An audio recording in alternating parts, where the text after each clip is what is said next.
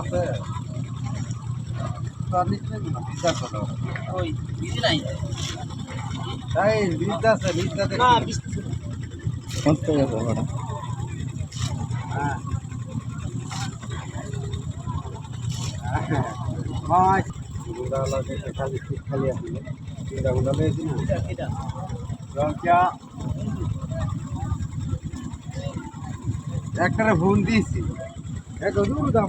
আমার দিদি ঘরে ফোন দিতে হ্যাঁ খুব ভালো লাগতেছে তো খাইলাম ইলিশ মাছ ব্যাপার ছবিটা দাও তো বাথরুমে গেছেন ভাই